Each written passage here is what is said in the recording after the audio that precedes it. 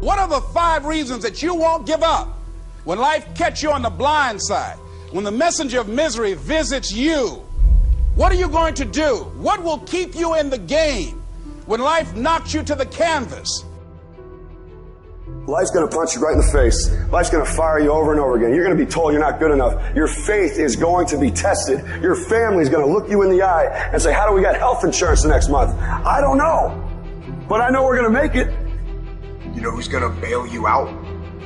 You know who's going to come and rescue you? You know who's going to come and save the day? No one. No one's going to come and do it for you. You're going to have to do it all yourself. See, the Buster Douglas that fought in the last fight was not the Buster Douglas that fought Mike Tyson.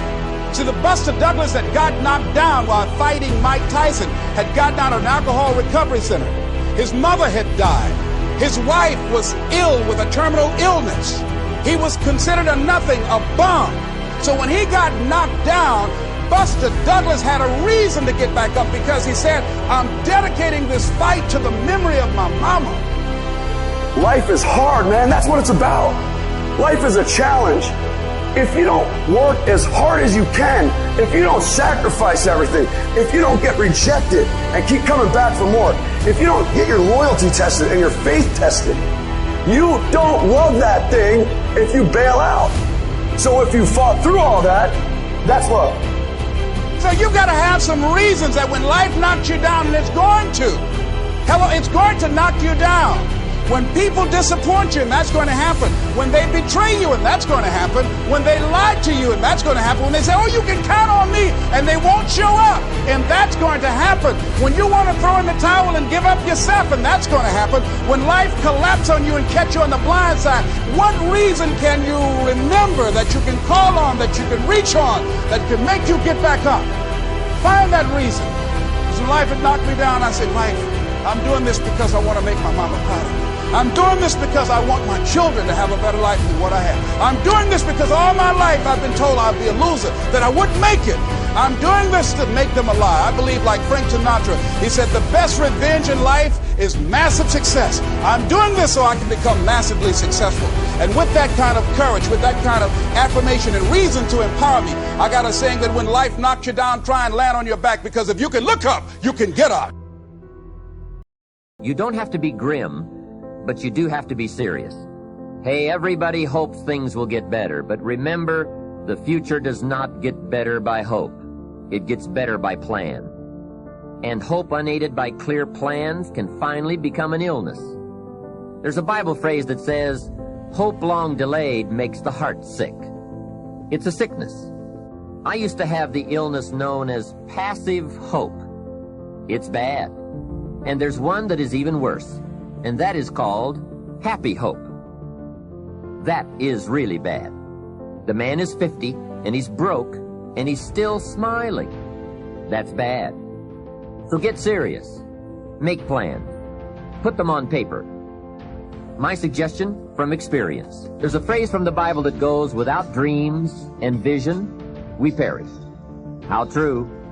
Humans have this unique ability to aspire, to dream, to go for something, to become something. Without that, life is not life. We must have dreams and never give up on our dreams. I'd like to share a few ways your use of time are affected by or influence the achievement of your goals. Have you ever thought that without some very clear written goals, you never even need to consider managing your time? Time essentials come from objectives well defined. Time can't be critical if objectives aren't defined.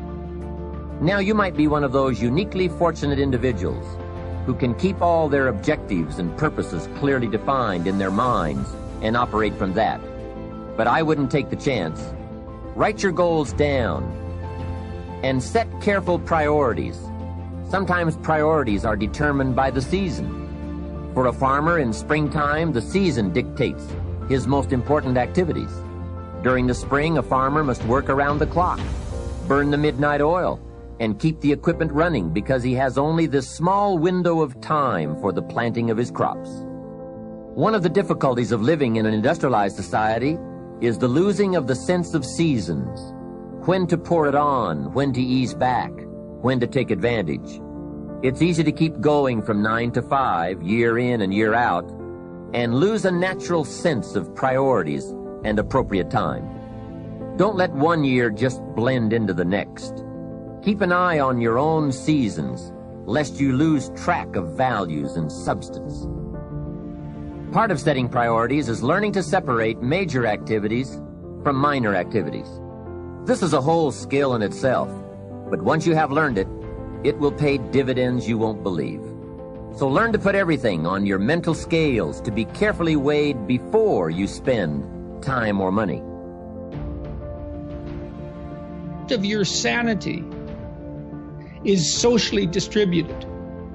And what I mean by that is, well, let's say that you know how to behave. You're well socialized. You can play with others. Now, I said already in this conversation, if you didn't learn to play with others between the time you were 2 and 4, you will never learn. And psychologists have beat their heads against the wall trying to rehabilitate antisocial children. They can't do it after the age of 4. Is that because areas of the brain just don't develop? Well, it seems to be partly because the kids fall farther and farther behind. So let's say you make the leap from egocentric dependence on your mother at 2 and 3 to immersion in a peer group.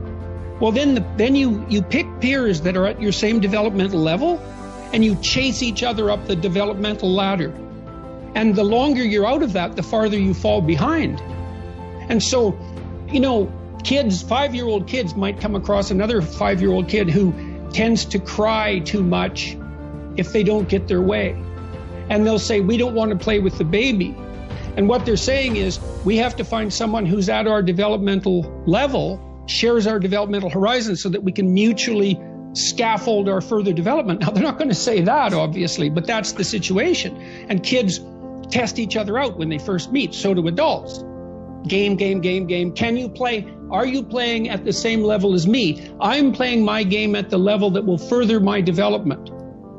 Can you play along with me? If not, well, maybe you're lower in status and I can pull you up as a mentor. Maybe you're higher in status and I can learn from you. But if you're a peer, we can play together.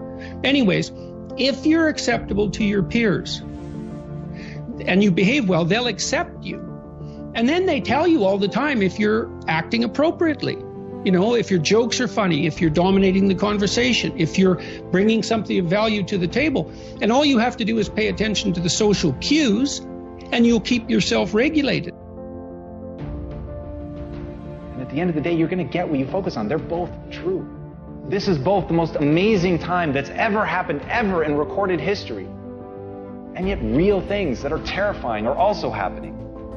But where you put your energy, where you put your attention, where you put your focus, is going to determine what you see. And that is the most fascinating and the most important thing you have to understand about the way that your mind works. You get what you focus on. If you focus on the things that are bad, they will become real. They will become exaggerated. They will begin to monopolize your thoughts. You'll see them everywhere. It's called the reticular activating system. Your mind is literally designed to pay attention to the things that you notice.